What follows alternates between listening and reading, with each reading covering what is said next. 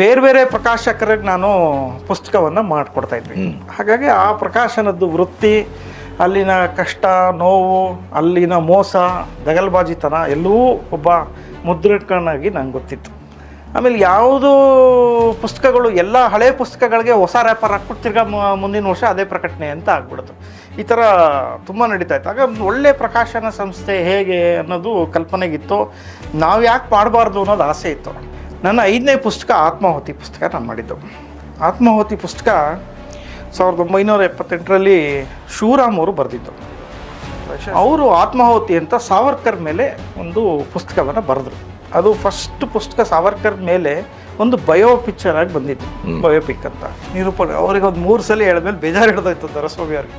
ಈ ನಿರೂಪಣೆಗಾರರಿಗೆ ಎಷ್ಟು ಸಲ ಹೇಳಿದ್ರು ಕೇಳ್ತಾರೆ, ಅತ್ಲಾಗ ಬಂದು ಮಾತಾಡ್ಬಿಡ್ತೀನಪ್ಪ ಅಂತ ಹೇಳಿ ಕೊನೆಗೆ ಮಾತಾಡಿದ್ರು. ಯಥಾ ಪ್ರಕಾರ ಸಾವರ್ಕರ್ ಮೇಲೆ ಗದಪ್ರಹಾರವನ್ನು ದೊರೆಸ್ವಾಮಿಯವರು ಮಾಡಿದ್ರು. ಸುಮಾರು ಒಂದು ಅರ್ಧ ಮುಕ್ಕಾಲು ಗಂಟೆ. ಅದಕ್ಕೆ ತಕ್ಕಂತೆ ಉತ್ತರ ಬಾಬು ಅವರು ಮತ್ತು ಜಿ ವಿ ಹರೀಶ್ ಅವರು ಫೈನಲ್ ಸಮಪ್ ಮಾಡಿದ್ರು. ಇನ್ನೂ ಜೋರಾಗಿ ಮಾತಾಡೋರು ಇದ್ದರು ಹರೀಶು. ಮಾರನೇ ದಿವಸ ಪುಸ್ತಕದ ಮಳೆಗಳು, ಯಾವ ಪುಸ್ತಕಗಳು ನಾನು ವರ್ಮ ಅವ್ರು ಮಾಡಿದ್ದು ಅದನ್ನೆಲ್ಲ ಡಿಮ್ಯಾಂಡಲ್ಲಿ ಇತ್ತಲ್ಲ, ಪುಸ್ತಕದ ಮಳೆಗಳು ಏಕ್ದಮ್ ಸ್ಟಾಪ್ ಮಾಡಿಬಿಟ್ರು. ನಾನು ಎಂಟೈರ್ ಪುಸ್ತಕವನ್ನೇ ನಿಲ್ಲಿಸ್ಲಿಕ್ಕೆ ಸ್ಟಾರ್ಟ್ ಮಾಡಿ. ಅಂದರೆ ಅದರ ಅರ್ಥ ನಮ್ಮ ಇಡೀ ಕರ್ನಾಟಕದ ಆ ಹೊತ್ತಿನ ಪುಸ್ತಕ ಮಳಿಗೆಗಳೆಲ್ಲ ಎಡಪಂಥದ್ದು.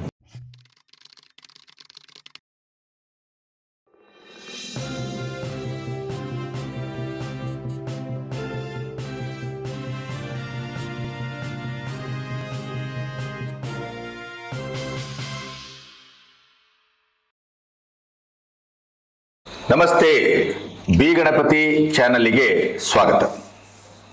ಬಹುತೇಕವಾಗಿ ನಿಮಗೆ ಗೊತ್ತಿದೆ, ಈ ಸಮಾಜದಲ್ಲಿ, ಈ ಸಂಸ್ಕೃತಿಯಲ್ಲಿ, ನಮ್ಮ ಒಟ್ಟು ಬದುಕಿನ ಹರಹಿನಲ್ಲಿ ಎಂತೆಂಥ ಅನರ್ಘ್ಯವಾದಂಥ ಸಾಧನೆ, ಸಾಧ್ಯತೆ, ಸಾರ್ಥಕತೆ ಪ್ರತಿದಿನವೂ ನಮಗೆ ಮುಖಾಮುಖಿ ಆಗುತ್ತೆ. ಅದು ಓದಿರಬಹುದು, ಬದುಕಿರಬಹುದು, ಭಾವ ಇರಬಹುದು, ಎಲ್ಲ ಕ್ಷೇತ್ರಗಳಲ್ಲೂ ಅನನ್ಯವಾದಂಥ ಸಾಧಕರು ನಮಗೆ ಕಾಣಿಸ್ತಾನೇ ಹೋಗ್ತಾರೆ. ಅದರಲ್ಲೂ ಇವತ್ತು ನಮಗೆ ನಮ್ಮ ಚರಿತ್ರೆಯನ್ನ, ನಮ್ಮ ಬೆನ್ನನ್ನ, ನಮ್ಮ ದೇಶವನ್ನ, ನಮ್ಮ ದೇಶದ ಅಸ್ಮಿತೆಯನ್ನ, ರಾಷ್ಟ್ರೀಯತೆಯನ್ನ, ಅಥವಾ ನಮ್ಮ ಸನಾತನ ಬದುಕಿನ ಆಳ ಎತ್ತರಗಳನ್ನ ತಿಳಿದುಕೊಳ್ಳಲೇಬೇಕಾದಂಥ ಒಂದು ಸಂಕ್ರಮಣದ ಸ್ಥಿತಿಯಲ್ಲಿ ನಾವು ನಿಂತಿದ್ದೇವೆ. ಇಲ್ಲಿಯವರೆಗೆ ನೆಹರು ಸಂಸ್ಕೃತಿ ಇರಬಹುದು, ಕಾಂಗ್ರೆಸ್ ಸಂಸ್ಕೃತಿ ಇರಬಹುದು, ನಮ್ಮ ದೇಶದ ನಿಜ ಚರಿತ್ರೆಯನ್ನೇ, ನಿಜವಾದ ಸ್ವಾತಂತ್ರ್ಯ ಹೋರಾಟವನ್ನೇ, ಹೋರಾಟದಲ್ಲಿ ಭಾಗವಹಿಸಿದ ಸ್ವಾತಂತ್ರ್ಯ ಸೇನಾನಿಗಳನ್ನೇ ಮುಚ್ಚಿಟ್ಟಂಥದ್ದು ಈ ದೇಶದ ದುರಂತ.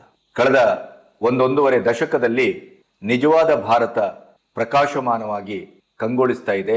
ಭಾರತೀಯತೆಯ, ಭಾರತದ ಅಸ್ಮಿತೆಯ, ಸನಾತನ ಧರ್ಮದ ಪುನರುತ್ಥಾನದ ಮಹಾಯಜ್ಞ ಮೋದಿಯವರ ನೇತೃತ್ವದಲ್ಲಿ ನಡೀತಾ ಇದೆ. ರಾಮಲಲ್ಲಾನ ಪ್ರತಿಷ್ಠಾಪನೆ ಅದಕ್ಕೊಂದು ಜ್ವಲಂತ ಉದಾಹರಣೆ ಅಂತ ನಾನು ಭಾವಿಸ್ತೇನೆ. ವೀರ ಸಾವರ್ಕರ್ ಅವರ ಸಮಗ್ರ ಸಾಹಿತ್ಯ ಇವತ್ತು ಇಡೀ ದೇಶದ ಜನಕ್ಕೆ ಓದಿಗೆ ದಕ್ಕುತ್ತಾ ಇರುವುದು ಅದಕ್ಕೆ ಇನ್ನೊಂದು ಉಜ್ವಲ ಸಾಕ್ಷಿ ಅಂತ ನಾನು ನಂಬಿದ್ದೇನೆ. ಇಂಥ ಕೆಲಸಗಳನ್ನ ಸೃಜನಾತ್ಮಕವಾಗಿ ಒಂದು ಸಮೃದ್ಧ ಸಾಹಿತ್ಯ ಅನ್ನುವ ಪ್ರಕಾಶನದ ನೆಲೆಯಲ್ಲಿ ಅತ್ಯಂತ ಪಣತೊಟ್ಟವರ ಹಾಗೆ ಸವಾಲನ್ನ ಸ್ವೀಕರಿಸಿ 16 ವರ್ಷಗಳಿಂದ ರಾಷ್ಟ್ರೀಯತೆ, ನಮ್ಮ ಅಸ್ಮಿತೆ, ಮೌಲ್ಯಾಧಾರಿತ ಪುಸ್ತಕಗಳನ್ನು ತರುವ ಮೂಲಕ ಕನ್ನಡದ ಓದನ್ನ ಶ್ರೀಮಂತಗೊಳಿಸಿದಂಥವ್ರು ಯಾರಾದರೂ ಇದ್ರೆ ಅದು ಹರ್ಷ ಸಮೃದ್ಧ.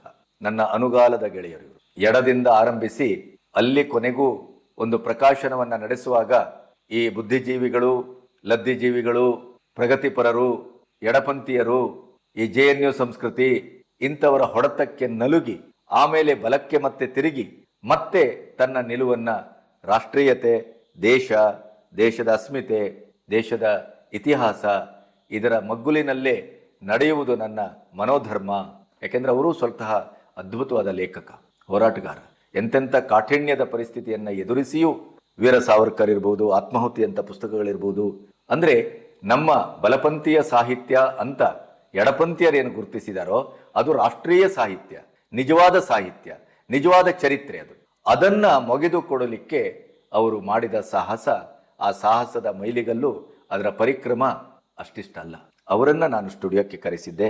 ಅವರು ಇತ್ತೀಚೆಗೆ ಬ್ರಾಹ್ಮಣರ ಮಹಾ ಒಂದು ಯಾತನೆಯ ಇತಿಹಾಸ ಏನಿತ್ತಲ್ಲ, ಮಾರಣ ಹೋಮ, ಅದರ ಬಗ್ಗೆ ಚಿತ್ಪಾವನ ಬ್ರಾಹ್ಮಣರಿಂದ ಹಿಡಿದು ಸಮಸ್ತ ಬ್ರಾಹ್ಮಣರ ಮಾರಣ ಹೋಮದ ಬಗ್ಗೆ ದಾಖಲಾರ್ಹವಾದಂಥ ಕೃತಿಯನ್ನು ತಂದರು. ಅದಕ್ಕೆ ಸಂಬಂಧಪಟ್ಟು SR ಲೀಲಾ ಅವರ ಮೂಲಕ ನಾನು ಸಂದರ್ಶನ ಮಾಡಿದ್ದೆ. ನೀವು ಅದನ್ನು ಕೇಳಿದ್ದೀರಿ, ನೋಡಿದ್ದೀರಿ, ನಮ್ಮ ಬೆನ್ನನ್ನು ತಟ್ಟಿದ್ದೀರಿ. ಹಾಗಾಗಿ ತಂದೆ ರಾಘವೇಂದ್ರ ರಾವ್ ರಾಷ್ಟ್ರೋತ್ಥಾನ ಪ್ರಿಂಟಿಂಗ್ ಪ್ರೆಸ್ಸಿನ ಸಂಸ್ಥಾಪಕರು.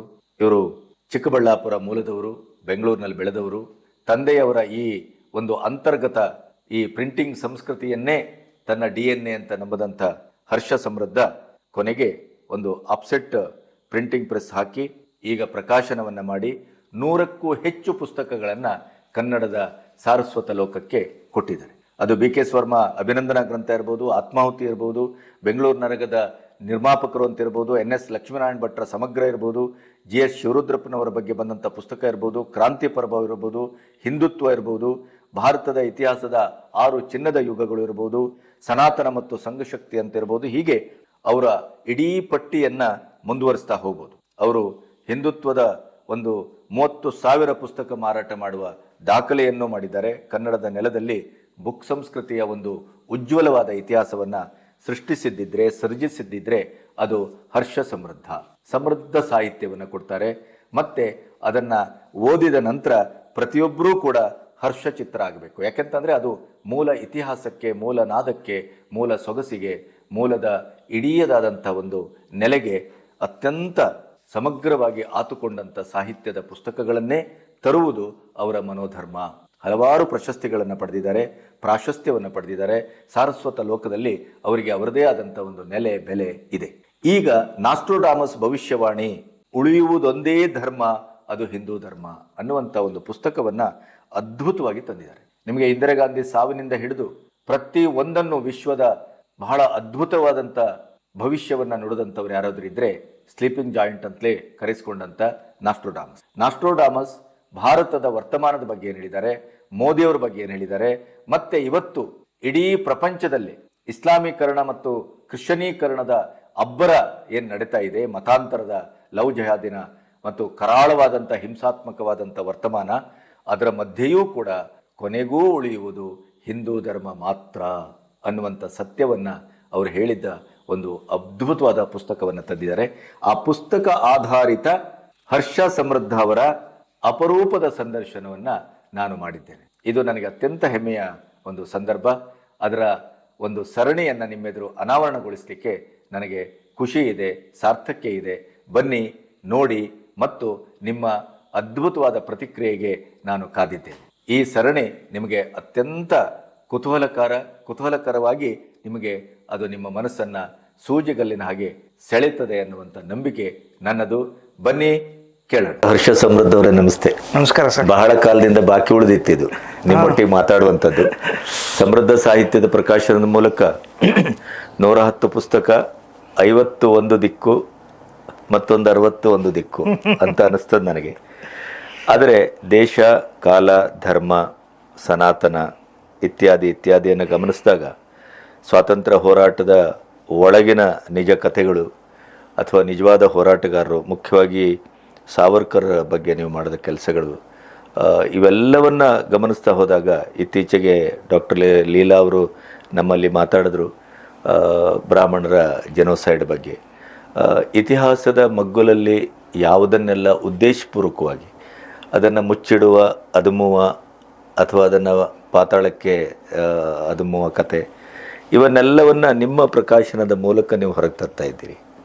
ಈ ಪ್ರಕಾಶನದ ಕಲ್ಪನೆ ಆಗ್ಬೋದು ಅಥವಾ ಪ್ರಕಾಶನಕ್ಕೆ ಬಂದದ್ದಾಗಿರ್ಬೋದು ಅಥವಾ ನಿಮ್ಮ ಮನೆತನ, ನಿಮ್ಮ ಹಿನ್ನೆಲೆ, ಇದೆಲ್ಲ ಏನು? ಎಲ್ರಿಗೂ ನಮಸ್ಕಾರ. ಗಣಪತಿ ಅವರ ಚಾನಲ್ಲು ನೋಡೋದು ಅಂದರೆ ನನಗೊಂದು ಸುಗ್ಗಿ ಥರ. ಅನೇಕ ವಿಚಾರಗಳು ಮತ್ತು ಯಾರೂ ಮಾಡೋಕ್ಕೆ ಅಥವಾ ಹೇಳೋಕ್ಕೆ ಆಗದೇ ಇರುವಂಥ ಅನೇಕ ಎದೆಗಾರಿಕೆ ಇರುವಂಥ ಚಾನೆಲ್ ಅಂದರೆ ಗಣಪತಿ ಚಾನೆಲ್ ಅಂತ ನಾನು ಹೇಳಲಿಕ್ಕೆ ಇಷ್ಟಪಡ್ತೀನಿ. ಯಾಕಂದರೆ ಕೇವಲ ಅದೊಂದೇ ಅಲ್ಲ, ಸಾಹಿತ್ಯದಲ್ಲೂ ಅಷ್ಟೇ, ಸಿನಿ ಲೋಕದಲ್ಲೂ ಅಷ್ಟೇ ತುಂಬ ಕ್ರಿಟಿಕ್ಸ್ ನೇರವಾಗಿ ಹೇಳುವಂಥ ಒಂದು ಚಾನಲ್ ಇದು. ನಾನು ತುಂಬ ಫಾಲೋ ಮಾಡ್ತೀನಿ. ಇತ್ತೀಚೆಗೆ ಇವತ್ತು ಬೆಳಗ್ಗೆ ನಾನು ಪುನೀತ್ ಕೆರೆ ಹೇಳಿದ್ದು ನೋಡ್ತಾ ಇದ್ದೇನೆ ಇದನ್ನು. ಹಾಗಾಗಿ ಈ ಚಾನಲ್ಗೆ ಅನೇಕ ದಿವಸಗಳಿಂದ ನಿಮ್ಮ ಜೊತೆ ಚರ್ಚೆ ನಡೀತಾನೆ ಇತ್ತು, ವಿಚಾರವಾಗಿ ಆಗಬೇಕು. ಇವತ್ತು ಬಂದಿರೋ ಸಂತೋಷ. ನೀವು ಹೇಳಿದಾಗ 51, 61 ದಿಕ್ಕು ಮತ್ತು ಪ್ರಕಾಶನದ್ದು ಅಂದಾಗ ಬೇಸಿಕಲಿ ನಾವು, ನಮ್ಮ ತಂದೆಯವರು ಮುದ್ರಣ, ರಾಷ್ಟ್ರೋತ್ಥಾನ ಪ್ರಿಂಟಿಂಗ್ ಪ್ರೆಸ್ ಆರಂಭ ಆಗಿದ್ದೆ ಅಲ್ಲಿಂದ. ಹಾಗಾಗಿ ಅಲ್ಲಿ ಅವರು ಮುದ್ರಣ ಮಾಡ್ಕೊಂಡಿದ್ದರು ರಾಷ್ಟ್ರೋತ್ಥಾನದಲ್ಲಿ. 94ರಲ್ಲಿ ಮುದ್ರಣವನ್ನು ಬಿಟ್ಟು ಸ್ವಂತ ಮುದ್ರಣಕ್ಕೆ ಸಮೃದ್ಧ ಆಫ್ಸೆಟ್ ಪ್ರಿಂಟರ್ಸ್ ಅಂತ ಅವರು ಆರಂಭ ಮಾಡಿದ್ರು. ಹಾಗಾಗಿ ನಾನು ಕ್ರಮೇಣ ಡಿಪ್ಲೊಮಾ ಇನ್ ಪ್ರಿಂಟಿಂಗ್ ನಾನು ಓದಿದಂಥ ವಿಚಾರ. ಸೊ ಅಲ್ಲಿ ಹೋಗಿ ಅಲ್ಲಿ ಇದ್ದೆ. ಅದಾದಮೇಲೆ ಸಹಜವಾಗಿ ಪ್ರೆಸ್ಸಿಗೆ ಬರಲೇಬೇಕಾದಂಥ ಒಂದು ಇದಿತ್ತು, ನಮ್ಮ ತಂದೆಯವರ ಅಪೇಕ್ಷೆನೂ ಇತ್ತು. ಹಾಗಾಗಿ ನಾನು ಪ್ರಿಂಟಿಂಗ್ ಪ್ರೆಸ್ಸಿಗೆ ಬಂದೆ. ಆದರೆ ನನಗೆ ಕಾಲೇಜ್ ಡೇಸಿಂದ ಈ ಸಾಹಿತ್ಯದ ಒಲವು ತುಂಬ ಇತ್ತು. ಯಾಕಂದರೆ ನನಗೆ ಅದೇನೋ ಓದೋದು ಅಂದರೆ ಹುಚ್ಚು ತುಂಬ ಇತ್ತು. ಅದಕ್ಕೆ ಕಾರಣ ಬೇರೆ ಬೇರೆನೂ ಇರ್ಬೋದು.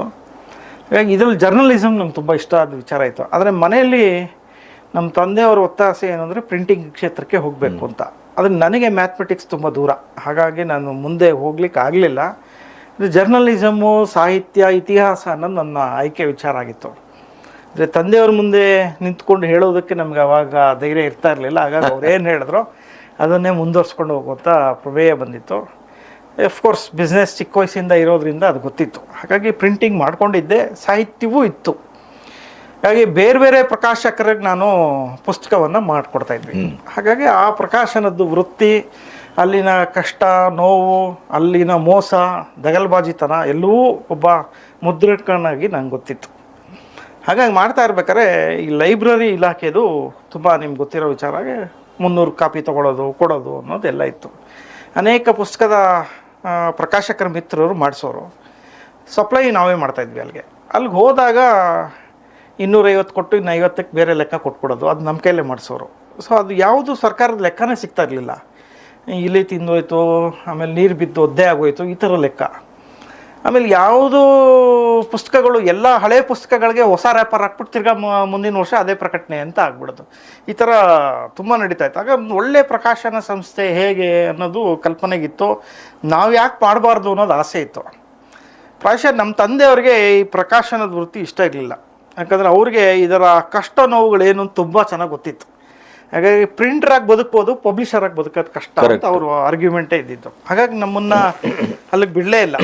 ಹಾಗಾಗಿ ನಾನು ಹೋಗೋಕ್ಕಾಗಲಿಲ್ಲ. 2008ರಲ್ಲಿ ನಮ್ಮ ತಂದೆಯವ್ರು ತೀರೋದ್ಮೇಲೆ ನಾನು ಈ ಒಂದು ಹುಚ್ಚು ಸಾಹಸಕ್ಕೆ ನಾನು ಕೈ ಹಾಕ್ತೆ. ಅಂದರೆ ಪ್ರಕಾಶನ ಆರಂಭ ಮಾಡೋಣ ಅಂಥೇಳಿ 2009ರಲ್ಲಿ ಸಮೃದ್ಧ ಸಾಹಿತ್ಯ ಅಂತ ಒಂದು ಆರಂಭ ಮಾಡಿದೆ.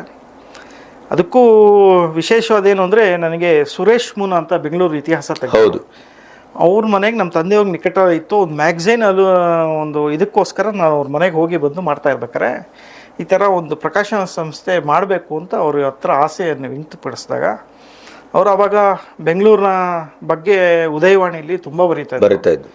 ಹಾಗಾಗಿ ಉಷಾ ಕಿರಣದಲ್ಲಿ ವ್ಯಕ್ತಿಗಳ ಬಗ್ಗೆ ಬರೆಯೋರು ಅವರು ಅದೇ ಇದರಲ್ಲಿ. ಸೊ ಅವರು ಯಾಕೆ ನೀವು ಒಂದು ಈ ವ್ಯಕ್ತಿ ಇದ್ರ ಪುಸ್ತಕ ಮಾಡಬಾರ್ದು, ನಾನೇ ಕೊಡ್ತೀನಿ ನಿಮಗೆ ಅಂತೇಳಿ ಕೊಟ್ಟರು. ಅದು ತೊಗೊಂಡಾಗೆ ಫಸ್ಟ್ ಪುಸ್ತಕನೇ BKS ವರ್ಮ ಅವ್ರ ಮೇಲೆ ಒಂದು 33 ಲೇಖನಗಳು ಬರ್ತಿದ್ರು. BKS ವರ್ಮ ನಮಗೆಲ್ಲ ಒಂಥರ ಇಷ್ಟವಾದ ಸಾಹಿತಿಗಳಾಗ್ಬಿಟ್ಟಿದ್ರು. ಚಿಕ್ಕ ವಯಸ್ಸಿಂದ ನೋಡಿದ್ದೆ ಅವ್ರನ್ನ, ಮನೆಗೆ ಬಂದು ಹೋಗೋದು ಎಲ್ಲ ಇತ್ತು. ಅವರನ್ನ ಇಡೀ ಜಗತ್ತಿಗೆ ಪರಿಚಯಿಸಿದ ಒಂದು ಸುಸಂದರ್ಭ ನಾವು ತರಂಗದ ಕವರ್ ಮೂಲಕ. ಸಂತೋಷ ನೋಡಿ. ಹೌದು, ಕಾವ್ಯಚಿತ್ರ ನನ್ನ ಲೇಖನದ ನಂತರವೇ ಆರಂಭ ಆದದ್ದು. ಹೌದು. ಸೊ ಹಾಗಾಗಿ ಅದೊಂದಿತ್ತು ಕೊಯ್ಸಿದ್ದು. ಸೊ ನನಗದು ಅವ್ರ ಬಗ್ಗೆನೇ ಬಂದ್ಬಿಡೋಣ ಸರ್ ಅಂತೇಳಿ ವರ್ಮ ಅವ್ರ ಮನೆಗೆ ಹೋದ್ವಿ, ನಾನು ಮುನವರು. ಅವರು ಒಪ್ಪೋದ್ರು ಸಂತೋಷದಿಂದ.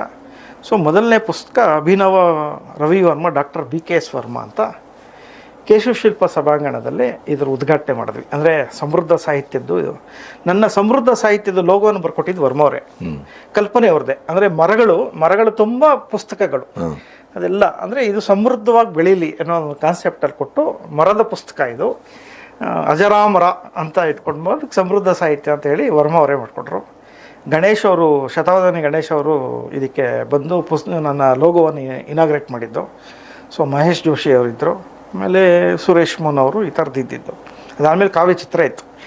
ಅಲ್ಲಿಂದ ನನ್ನ ಪ್ರಕಾಶನ ವೃತ್ತಿ ಆರಂಭ ಆಯಿತು, ಟೇಕ್ ಆಫ್ ಆಯಿತು ಅಂತ. ಹಾಗಾಗಿ 2-3 ಪುಸ್ತಕವನ್ನು ನಾನು ಬೇರೆ ಬೇರೆ ಸಾಹಿತ್ಯ ವಲಯದಲ್ಲಿ ನಾನು ಹೇಗೆ ಬೇಕೋ ಮಾಡ್ಕೊಂಡು ಬಂದೆ. ನನ್ನ 5ನೇ ಪುಸ್ತಕ ಆತ್ಮಾಹುತಿ ಪುಸ್ತಕ ನಾನು ಮಾಡಿದ್ದು. ಆತ್ಮಾಹುತಿ ಪುಸ್ತಕ 1978ರಲ್ಲಿ ಶಿವರಾಮ್ ಅವರು ಬರೆದಿದ್ದು. ಪ್ರಾಯಶಃ ಶಿವರಾಮ್ ಅನೇಕರು ಜನಕ್ಕೆ ಗೊತ್ತಿಲ್ಲ, ಮರ್ತೋಗ್ಬಿಟ್ಟಿದ್ದಾರೆ ಇವತ್ತಿನ ದಿವಸ.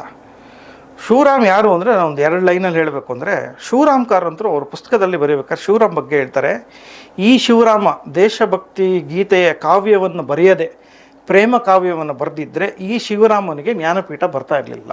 ಇದು ಶಿವರಾಮ್ ಕಾರಂತರು ಹೇಳೋ ಸ್ಟೇಟ್ಮೆಂಟ್. ಶಿವರಾಮ್ ಕಾರಂತರು ಸಂಘದ ಗೀತೆಗಳಿಗೂ ಸುಮಾರು ಒಂದು 200-300 ಗೀತೆಗಳಿಗಿಂತ ಹೆಚ್ಚಾಗಿ ಬರೆದಿರೋದು. ಕೆಲವರು 800 ಅಂತಾರೆ, ಫಿಗರಿಸ್ಟಿಕ್ ಗೊತ್ತಿಲ್ಲ. ಆದರೆ ಅತ್ಯಧಿಕವಾಗಿ ಶಿವರಾಮ್ ಅವರು ಕಾಂಟ್ರಿಬ್ಯೂಟ್ ಮಾಡಿದ್ದಾರೆ ಸಂಘದ ಗೀತೆಗಳ ಬಗ್ಗೆ ಬರೆದಿರೋದು. ಅವರು ಆತ್ಮಾಹುತಿ ಅಂತ ಸಾವರ್ಕರ್ ಮೇಲೆ ಒಂದು ಪುಸ್ತಕವನ್ನು ಬರೆದ್ರು. ಅದು ಫಸ್ಟ್ ಪುಸ್ತಕ ಸಾವರ್ಕರ್ ಮೇಲೆ ಒಂದು ಬಯೋ ಪಿಕ್ಚರ್ ಆಗಿ ಬಂದಿತ್ತು, ಬಯೋಪಿಕ್ ಅಂತ. ಅದಕ್ಕೆ ಉದ್ಘಾಟನೆಗೆ ಟೌನಲ್ಲಾಯಿತು ಆಗಿನ ಕಾಲದಲ್ಲಿ. ಅದು ಉದ್ಘಾಟನೆಗೆ ಭಗತ್ ಸಿಂಗ್ ಅವ್ರ ತಾಯಿ ಬಂದಿದ್ರು, ತಾಯಿ ವಿದ್ಯಾವತಿ ಓದಿದ್ದೇನೆ. ಅವ್ರ ತಮ್ಮನೂ ಬಂದಿದ್ರು. ಕಿಕ್ಕಿರಿದ ಮೈದಾನ ಅವೆಲ್ಲ ಆಗಿತ್ತು. ಸೊ ಅದು ನಾಡಿನಾದ್ಯಂತ ದೊಡ್ಡ ಸುದ್ದಿ ಆಗಿತ್ತು. ತುಂಬ ನಮಗೆ ಅಗೋಚರವಾಗಿ ನಡೀತಾ ಇದ್ದಿದ್ದೆಲ್ಲ ಆಗಿತ್ತು. ಅದಾದಮೇಲೆ ಎಷ್ಟೋ ವರ್ಷಗಳ ಗ್ಯಾಪು ಆತ್ಮಾಹುತಿ ನಿಂತೋಗ್ಬಿಟ್ಟಿತ್ತು. ಈ ಕೋಇನ್ಸಿಡೆನ್ಸು ಏನೋ ಗೊತ್ತಿಲ್ಲ. ನಾನು ನಮ್ಮ ಸ್ನೇಹಿತನಿಗೆ ಭಗತ್ ಸಿಂಗ್ ಒಂದು ಪುಸ್ತಕ ಮಾಡಿದ್ದೆ. ಅದಾದಮೇಲೆ ಒಂದು ಸಾವರ್ಕರ್ ಪುಸ್ತಕ ಮಾಡಿಕೊಡು ಅಂತ ಕೇಳಿದಾಗ ಒಂದು ಮೆಟೀರಿಯಲ್ ಕೇಳ್ದ. ಆತ್ಮಾಹುತಿ ಓದು ಅಂತ ಹೇಳಿದೆ. ಆತ್ಮಾಹುತಿ ಸಿಗ್ತಾ ಇಲ್ಲ ಅನ್ನೋದು ಗೊತ್ತಾಯಿತು. ಇದು ಪುಸ್ತಕ ನನ್ನ ಕೈಲೇ ಮಾಡಿಸ್ಕೊಳ್ಬೇಕು ಅನ್ನೋದಕ್ಕೆ, ಯೋಗ ಅನ್ನೋದಕ್ಕೆ ಏನು ಅನ್ನೋದಕ್ಕೆ ಯಾಕೆ ಸಿಗ್ತಾ ಇಲ್ಲ ಅಂತ ಹೋದಾಗ ಕಾಪಿರೈಟ್ ರಾಷ್ಟ್ರೋತ್ಥಾನ ಹತ್ರ ಇಲ್ಲ, ಅದು ಅವರ ಮನೆಯವ್ರಿಗೆ ಹೋಗ್ಬಿಟ್ಟಿದೆ ಅದು ಅಂತ ಆಗಿತ್ತು. ಓ ಸರಿ, ಹಂಗಾರೆ ಏನು ಮಾಡೋಕ್ಕಾಗಲ್ಲ ಇದು ಅಂತ ಅನ್ಕೊಂಡಿದ್ದೆ.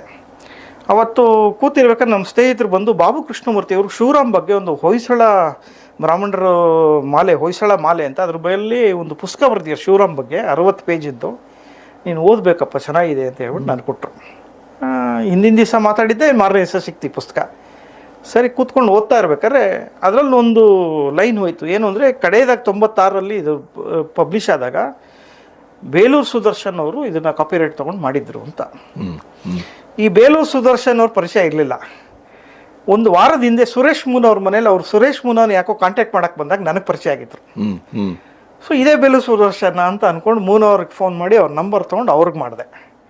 ನಾನು ಅವ್ರಿಗೆ ಮಾಡಿದ್ದೇನು ಅಂದರೆ ಈ ಆತ್ಮಾಹುತಿಯ ಒಂದು ಪ್ರತಿ ಸಿಗುತ್ತೆ ಇಲ್ಲಣ್ಣ ಅಂತ ಕೇಳಲಿಕ್ಕೆ ಅವ್ರಿಗೆ ಫೋನ್ ಮಾಡಿ, ಸುದರ್ಶನ್ ಸರ್ ಈ ಥರ ಇದೆ ನನಗೇನನ್ನ ಅಂತಂದಾಗ ಅವರು ಬೈ ಮಿಸ್ಟೇಕಾಗಿ ಅವ್ರೇನು ಅಂದ್ಕೊಂಡ್ರು ಪಬ್ಲಿಷ್ ಮಾಡ್ತೀರಾ ಅಂತ ಅಂದ್ಕೊಂಡು ನೀವು ಪ್ರಕಟಣೆ ಮಾಡ್ತೀರಾ ಅದನ್ನು ಅಂತ ಕೇಳಿದ್ರು.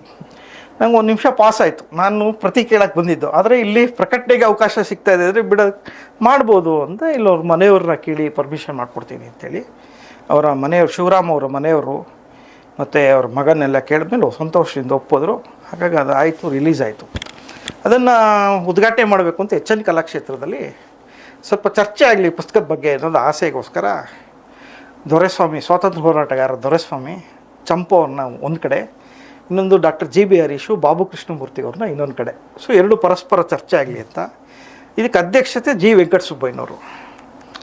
ಸೊ ಅಲ್ಲಿ ಚಂಪು ಅವ್ರು ಬರಲಿಲ್ಲ ಅವತ್ತು ಕಾರ್ಯಕ್ರಮಕ್ಕೆ, ಏನು ಬರೋಲ್ಲ ಕಾರಣಾಂತರ ಅಂತ ಹೇಳಿಬಿಟ್ರು.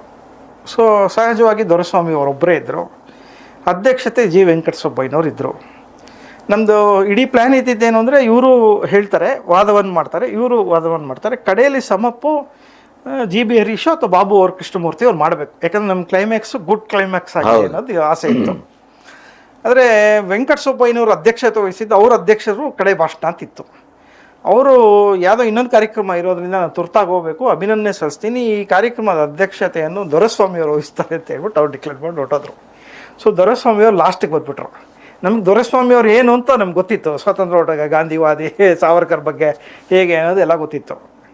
ಹಾಗೆ ಆದರೂ ಏನೋ ಮಾಡಬೇಕಲ್ಲ ಅಂತ ಇವ್ರು ಹರೀಶ್ ಬಂದು ಹೇಳಿದ್ರು. ಅವರು ಏನೇ ಮಾಡಿದ್ರು ಕಡೆಯಲ್ಲಿ ಮಾತಾಡಿದ್ರೆ ಇದು ಆಭಾಸ ಆಗುತ್ತೆ, ಅಂದರೆ ಇದು ಇಂಟೈರ್ ಪುಸ್ತಕ ಹಾಳಾಗ್ಬಿಡುತ್ತೆ ವಾತಾವರಣ, ಏನೋ ಮಾಡಿ ಅವ್ರನ್ನ ಮುಂಚೆ ಹಾಕ್ಬಿಡಿ. ಅವ್ರ ಅಧ್ಯಕ್ಷತೆ ಸರ್ ಹಿಂಗಾಗತ್ತೆ, ಅಧ್ಯಕ್ಷತೆ ಕಡೆಯಲ್ಲಿ ಮಾತಾಡಬೇಕಲ್ಲ, ಪ್ರೋಟೋಕಾಲ್ ಪ್ರಕಾರ, ಪ್ರೋಟೋಕಾಲ್ ಮುರೀರಿ ಅಂತ. ಕೊನೆಯಲ್ಲಿ ನಿರೂಪಗಾರನೇನೋ ಇಟ್ಕೊಂಡು ಪದೇ ಅವ್ರ ಹೆಸರು ಹೇಳೋದು, ಒಬ್ಬೊಬ್ಬರು ಭಾಷಣ ಆದಾಗನು. ವರ್ಮ ಅವ್ರ ಭಾಷಣ ಆದಮೇಲೆ ತಕ್ಷಣ ಈಗ ಅಧ್ಯಕ್ಷರಾದಂಥ ದೊರೆಸ್ವಾಮಿ ಅವ್ರು ಮಾತಾಡಬೇಕು ಅಂತ ಹೇಳಿಸೋದು ನಿರೂಪಣೆ. ಅವ್ರಿಗೆ ಒಂದು 3 ಸಲ ಹೇಳಿದ್ಮೇಲೆ ಬೇಜಾರು ಹಿಡಿದೋಯ್ತು ದೊರೆಸ್ವಾಮಿ ಅವ್ರಿಗೆ. ಈ ನಿರೂಪಣೆಗಾರರಿಗೆ ಎಷ್ಟು ಸಲ ಹೇಳಿದ್ರು ಕೇಳ್ತಾರೆ, ಅತ್ಲಾಗ ಬಂದು ಮಾತಾಡ್ಬಿಡ್ತೀನಪ್ಪ ಅಂತ ಹೇಳಿ ಕೊನೆಗೆ ಮಾತಾಡಿದ್ರು. ಯಥಾ ಪ್ರಕಾರ ಸಾವರ್ಕರ್ ಮೇಲೆ ಗದಪ್ರಹಾರವನ್ನು ದೊರೆಸ್ವಾಮಿಯವರು ಮಾಡಿದ್ರು. ಸುಮಾರು ಒಂದು ಅರ್ಧ ಮುಕ್ಕಾಲು ಗಂಟೆ. ಅದಕ್ಕೆ ತಕ್ಕಂತೆ ಉತ್ತರ ಬಾಬು ಅವರು ಮತ್ತು ಜಿ ವಿ ಹರೀಶ್ ಅವರು ಫೈನಲ್ ಸಮಪ್ ಮಾಡಿದ್ರು. ಇನ್ನೂ ಜೋರಾಗಿ ಮಾತಾಡೋರು ಇದ್ದರು, ಹರೀಶು. ಬಾಬು ಅವರು ಕೃಷ್ಣಮೂರ್ತಿಯವರು ತಣ್ಣಗೆ ಮಾಡಿದ್ರು. ವಯಸ್ಸಾಗಿಬಿಟ್ಟಿದೆ ಹಿರಿಯರು, ಯಾಕೆ ಬೇಕು, ಸ್ವಲ್ಪ ಜಾಸ್ತಿ ಅಟ್ಯಾಕ್ ಮಾಡೋಕ್ಕೆ ಹೋಗಬೇಡಿ ಅಂತೆಲ್ಲ ಹೇಳಿ ಅಂದರು. ಆದರೆ ಅದರ ಒಟ್ಟಾರೆ ಏನಾಯಿತು, ಒಂದು ಸಂಚಲನ ಇಡೀ ಬಲಪಂಥದಲ್ಲಿ ಅಥವಾ RSS ವಲಯದಲ್ಲಿ ದೊಡ್ಡ ಸಂಚಲನ ಆಯಿತು. ಸೇಲ್ಸ್ ತುಂಬ ಚೆನ್ನಾಗಾಯಿತು. ಅದರಿಂದ ಎಫೆಕ್ಟ್ ಏನಾಯಿತು ಅಂದರೆ, ನನಗೆ ಮಾರನೇ ದಿವಸ ಪುಸ್ತಕದ ಮಳೆಗಳು, ಯಾವ ಪುಸ್ತಕಗಳು ನಾನು ವರ್ಮ ಅವ್ರು ಮಾಡಿದ್ದು ಅದನ್ನೆಲ್ಲ ಡಿಮ್ಯಾಂಡಲ್ಲಿ ಇತ್ತಲ್ಲ, ಪುಸ್ತಕದ ಮಳೆಗಳು ಏಕ್ದಮ್ ಸ್ಟಾಪ್ ಮಾಡಿಬಿಟ್ರು. ನಾನು ಎಂಟೈರ್ ಪುಸ್ತಕವನ್ನೇ ನಿಲ್ಲಿಸ್ಲಿಕ್ಕೆ ಸ್ಟಾರ್ಟ್ ಮಾಡಿ. ಅಂದರೆ ಅದರ ಅರ್ಥ ನಮ್ಮ ಇಡೀ ಕರ್ನಾಟಕದ ಆ ಹೊತ್ತಿನ ಪುಸ್ತಕ ಮಳಿಗೆಗಳೆಲ್ಲ ಎಡಪಂಥ. ಈಗಲೂ ಬಹುತೇಕ ಅದರಲ್ಲೇ ಇರೋದು ನಾನು ಹೇಳೋದು. ಬಲಪಂಥದ್ದು ಯಾರಿದೆ ಅಂದ್ರೆ ಎಡಪಂಥ ಸೇಫೆಸ್ಟ್ ದಾರಿ. ಸಾಹಿತ್ಯ ಲೋಕಕ್ಕೆ ಹೌದು. ಆಮೇಲೆ ನಿಮಗೆ ಈ ಬಯಸಿದ್ದೆಲ್ಲ ಕೊಡುವಂತ ಕಾಮಧೇನು ಅದು. ನಿಮಗೆ ಸನ್ಮಾನ ಬೇಕಾ, ಪ್ರಶಸ್ತಿ ಬೇಕಾ, ಆದ್ಯತೆ ಬೇಕಾ, ಸೈಟ್ ಬೇಕಾ, ಎಲ್ಲೋ ಅಲ್ಲೇ ಸಿಗುತ್ತೆ ನೀವು ಆ ಪಂಥದಲ್ಲಿ ಇದ್ರೆ. ಹಾಗಾಗಿ ನನಗೆ ಅದು ಗೊತ್ತಿರಲಿಲ್ಲ. ಒಬ್ಬ ಪ್ರಕಾಶಕರಾಗಿ ಹೇಳಿ ಬೀಳಿದ್ರು ಇದಕ್ಕಿದಾಗ ನಿಂತೋಯ್ತು. ನಮಗೆ ಸಮಸ್ಯೆ ಏನು ಅಂದರೆ ಮನೆಯಲ್ಲಿ ವಿರೋಧದ ನಡುವೆ ಇದು ಆರಂಭ ಮಾಡಿರೋದು ನಾನು. ಹಾಗಾಗಿ ಇದನ್ನು ದಾಟ್ಕೋಬೇಕಾಗಿತ್ತು, ಆದರೂ ಆಗಲಿಲ್ಲ. ತುಂಬ ಒದ್ದಾಡಿದೆ. ಇದರಲ್ಲಿ ಆತ್ಮಾಹುತಿ ಮಾತ್ರ ಹೋಗ್ತಾ ಇದೆ, ಇನ್ನು ಮಿಕ್ಕಿದ 4 ಪುಸ್ತಕಗಳು. ಆಮೇಲೆ ಮುಂದಿನ ಭವಿಷ್ಯದ ಪುಸ್ತಕಗಳ ಬಗ್ಗೆ ನಾನು ಯೋಚನೆ ಮಾಡಬೇಕಾಯ್ತು. ಅವಾಗ ನನ್ನ ಸ್ನೇಹಿತರಾದಂಥ ಸುಂದರ್ ಪ್ರಕಾಶ್ನ ಅಂತ ಅವರು ಒಂದು ಸ್ವಲ್ಪ ಅವ್ರ ಮನೆಗೆಲ್ಲ ಪುಸ್ತಕ ಮಾಡಿಕೊಡ್ತಿದ್ದೆ. ಅವ್ರಿಗೆ ನೋವನ್ನು ಹೇಳ್ಕೊಂಡೆ, ಈ ಥರ ಆಗಿದೆ. ಒಳ್ಳೆ ಮನುಷ್ಯ. ಹಾಂ, ತುಂಬ ಒಳ್ಳೆಯವರು. ಮತ್ತು ನನಗೆ ಪ್ರಕಾಶನದ ಒಂದು ದಿಕ್ಕನ್ನು ತೋರಿಸಿದವರು ರಿಜಿಸ್ಟರ್ ಮಾಡಿ. ಸರಿ, ಅನೇಕ ಸಾಹಿತ್ಯದ ಮಿತ್ರರು ಅಂದರೆ ಭೈರಪ್ಪದಿಂದ ಅನಂತಮೂರ್ತಿಯಿಂದ ಹಿಡಿದು ಅವ್ರ ಮನೆಗೆ ಬಂದು ಕೂತ್ಕೊಂಡು ಮಾತಾಡುವಂಥ ಒಂದು ಸನ್ಮಿತ್ರರಾಗಿದ್ದರು. ತುಂಬ ನೋಡಿದ್ದೀನಿ. ನನಗೊಂದು ಸಾಹಿತ್ಯದ ವಲಯ ದಿಗ್ದರ್ಶನ ಆಗಿದ್ದೆ ಅವರಿಂದ. ಅವ್ರಿಗೆ ಈ ಎಳಲನ್ನು ತೊಳ್ಕೊಂಡಾಗ ಅವರೊಂದು ಐಡಿಯಾ ಮಾಡಿ ಶಿವರುದ್ರಪ್ಪ ಅವ್ರ ಮನೆಗೆ ನಾನು ಕರ್ಕೊಂಡೋಗಿ, ರಾಷ್ಟ್ರಕವಿ ಜಿ ಎಸ್ ಶಿವರುದ್ರಪ್ಪ ಅವ್ರ ಮನೆಗೆ ಕರ್ಕೊಂಡೋಗಿ ಅವ್ರಿಗೆ ಈ ವಿಚಾರನ್ನೆಲ್ಲ ಹೇಳಿದಾಗ, ಶಿವರುದ್ರಪ್ಪ ಅವರು ಆತ್ಮಾಹುತಿ ಒಳ್ಳೆ ಪುಸ್ತಕ ಅಲ್ವಾ, ಅದಕ್ಕೆ ಯಾಕೆ ಈ ಪಂಥಗಳು ಬೇಕಪ್ಪ, ನಂಗೆ ಗೊತ್ತಾಗ್ತಿಲ್ಲ, ಆದರೂ ಮಾಡೋಣ ಅಂಥೇಳಿ ನನ್ನ ಮೇಲೆ ಒಂದು ಪುಸ್ತಕವನ್ನು ಪ್ರಕಟಣೆ ಮಾಡಿ ಬೇರೆ ಎಲ್ಲ ಲೇಖಕರನ್ನು ಆಹ್ವಾನ ಮಾಡಿ, ಅಂದರೆ ನಾಡಿನಾದ್ಯಂತ ಯಾವ ಪಂಥಗಳು ಅಂತ ಹೇಳ್ತಾ ಇದ್ದೀರಾ ಅವ್ರನ್ನೆಲ್ಲ ಆಹ್ವಾನ ಮಾಡಿ ಆ ಮಟ್ಟಿಗೆ ಒಂದು ಸ್ವಲ್ಪ ಇದು ತಣ್ಣಗಾಗ್ಬೋದು ಅಂತೇಳಿ ಅದ್ರ ಪ್ರಕಾರ ಗೌರಿ ಸುಂದರ್ನೇ ಅದಕ್ಕೆ ಸಂಪಾದಕರು ಮಾಡಿ ಆ ಪುಸ್ತಕಕ್ಕೆ. ಸೊ ಅವ್ರ ನೇತೃತ್ವದಲ್ಲಿ ಮಾಡಿದ್ವಿ. ಸುಮಾರು ಒಂದು 20-25 ಜನ, ಅಂದರೆ ಚಂಪಾ ಅವರಿಂದ ಹಿಡಿದು ಎಲ್ಲ ಲೇಖಕಗಳನ್ನು ಆಹ್ವಾನ ಮಾಡಿದ್ವಿ, ಬರ್ಕೊಟ್ವಿ. ಅದಾದಮೇಲೆ ಒಂದು ಕವಿಗೋಷ್ಠಿ ರವೀಂದ್ರ ಕಲಾಕ್ಷೇತ್ರದಲ್ಲೇ ಮಾಡಿದ್ವಿ. ಸುಮಾರು ಒಂದು 15-20 ಜನ ಕವಿಗಳನ್ನ ಆಡಿದ್ರಂತ. ಅವ್ರಿಗೆ ಏನೇನು ಸಂಭಾವನೆಗಳು, ಗೌರವ ಸಂಭಾವನೆಗಳು ಏನೇನು ಕೊಡಬೇಕು ಅದೆಲ್ಲ ಕೊಟ್ಟು ಒಂದು ಒಳ್ಳೆಯ ಕಾರ್ಯಕ್ರಮ ಮಾಡಾದ್ಮೇಲೆ ಒಂದು ಮಳಿಗೆಗಳಿಗೆ ಬಂತು. ಶಿವರುದ್ರಪ್ಪ ಮಾಡಿದ್ದಾರೆ, ಚಂಪು ಅವ್ರು ಬಂದಿದ್ದಾರೆ, ಇನ್ನು ಬೇರೆ ಬೇರೆ ಯಾವ ಸಾಹಿತಿಗಳು ಬಂದಿದ್ದಾರೆ ಅಂದಮೇಲೆ ಏನೋ ಒಂದು ಮಾಡಿರ್ಬೋದು ಒಂದು ಪುಸ್ತಕ, ಹಾಗಾಗಿ ಇರ್ಬೋದು ಅಂತ ಹೇಳ್ಕೊಂಡು ವಾಪಸ್ ಪುಸ್ತಕಗಳನ್ನ ತೊಗೊಳ್ಳಿಕ್ಕೆ ಆರಂಭ ಮಾಡಿದ್ರು. ಅಂದರೆ ನನಗೊಂದು ಸತ್ಯ ಅರಿವು ಆಯಿತು ಏನು ಅಂದರೆ, ಈ ಥರ ಪುಸ್ತಕಗಳು ಅಂದರೆ ಆತ್ಮಾಹುತಿ ಈ ಥರ ದೇಶಭಕ್ತಿಯ ಪುಸ್ತಕಗಳು ಮಾಡಿದಾಗ ಬ್ಯಾಕಪ್ ಇಲ್ಲ ಅಂದರೆ ನಾವು ಇದರಲ್ಲಿ ಬದುಕೋದು ಕಷ್ಟ, ಅಂದರೆ ಈ ಪಂಥದಲ್ಲಿ ಕಷ್ಟ. ಅದರಲ್ಲೂ ಒಬ್ಬ ಹೊಸ ಪ್ರಕಾಶಕರಿಗೆ ಗೊತ್ತು ಸಾಧ್ಯವೇ ಇಲ್ಲ ಇದು ಅಂತ. ಹಾಗಾಗಿ ರಾಷ್ಟ್ರೀಯ ಪುಸ್ತಕಗಳ ಕಡೆ ನನ್ನ ಮುಖ ಹಾಕೋದು ಬಿಟ್ಟೆ. ಮಧ್ಯದಲ್ಲಿ ತಂದಿದ್ದೀನಿ, ಇಲ್ಲ ಅಂತಲ್ಲ, ಆದರೆ ಅದೊಂಥರ ಸಾಫ್ಟ್, ನೀವೇನು ಹೇಳ್ತೀರೋ ಸಾಫ್ಟ್ ಅಂತಾರಲ್ಲ, ಥರ ಅವ್ರಿಗೂ ಒಪ್ಪುವಂಥ ಶುಗರ್ ಕೋಟೆಡ್ ಆ ಥರ ಪುಸ್ತಕಗಳು ತಂದೆ. ಬೇರೆ ಬೇರೆ ತಂದಿ ನಾನು, ಹಾಗಂತ ಕೆಟ್ಟ ಪುಸ್ತಕ ತಂದಿಲ್ಲ ಅಂತಲ್ಲ, ಸಾಹಿತ್ಯದ ಟಿಪಿಕಲ್ ಸಾಹಿತ್ಯದ ಪುಸ್ತಕಗಳು ತಂದಿದ್ದೀನಿ. ಲಕ್ಷ್ಮೀನಾರಾಯಣ ಭಟ್ರು ಶೇಕ್ಸು ಏಡ್ಸ್ನ ಸಂಗ್ರಹ ಮಾಡಿರೋ ಅಮೂಲ್ಯ ಪುಸ್ತಕ 800 ಪೇಜು, ಅಡಿಗರ ಬಗ್ಗೆ 800 ಪೇಜು, ಆ ಥರದ್ದು ಬೇರೆ ಬೇರೆ ತಂದೆ. ಅದ್ರ ಮಧ್ಯದಲ್ಲಿ ಒಳ್ಳೆ ಕೃತಿಗಳು ಯಾವ್ದು ತಂದೆ ಅಂದರೆ ನಮ್ಮ ಸುರೇಶ್ ಮುನ್ನವರು ಬೆಂಗಳೂರು ನಗರ ನಿರ್ಮಾಪಕರು ಅಂತ 3 ಸಂಪುಟದಲ್ಲಿ ಪ್ರಕಟಣೆ ಮಾಡಿದೆ. ಅದು ಅಂದರೆ ಎಂಟೈರ್ 120 ಜನ ಹೇಗೆ ಯಾವುದೇ ಕಾಂಟ್ರಿಬ್ಯೂಟೆಡ್ ಟು ಬೆಂಗಳೂರು ಅಂತ ಅಪರೂಪವಾದ ಪುಸ್ತಕ. ಅದು ಉದಯವಾಣಿಯಲ್ಲಿ ಬರೆದಿದ್ದನ್ನೇ ಮಾಡಿಫಿಕೇಶನ್ ಮಾಡಿ ತಂದ್ವಿ ಇದನ್ನು. ಹಾಗಾಗಿ ಆ ಥರ ಪುಸ್ತಕಗಳಿಗೆ ನಾನು ಜಾನ್ಗೆ ಹೋಗ್ಬಿಟ್ಟೆ. ತುಂಬ ಸೇಫರ್ ಹೋಗಿದ್ದೆ. ಪುಸ್ತಕಗಳ ಮಾರಾಟನೂ ಚೆನ್ನಾಗಿ ಆಗ್ತಾಯಿತ್ತು. ಅಂದರೆ ಆದರೆ ನಿಮಗೆಲ್ಲೋ ಅಂತೀರಲ್ಲ, ನಿಮ್ಗೆ ಆತ್ಮತೃಪ್ತಿ ಅನ್ನೋದು ಇರಬೇಕು, ಇರುತ್ತಲ್ಲ. ಮತ್ತೆ ನೀವು ಪ್ರಕಾಶನ ಮಾಡಿದ ಉದ್ದೇಶ ಬಹುಶಃ ಅದಾಗಿರಲಿಲ್ಲ.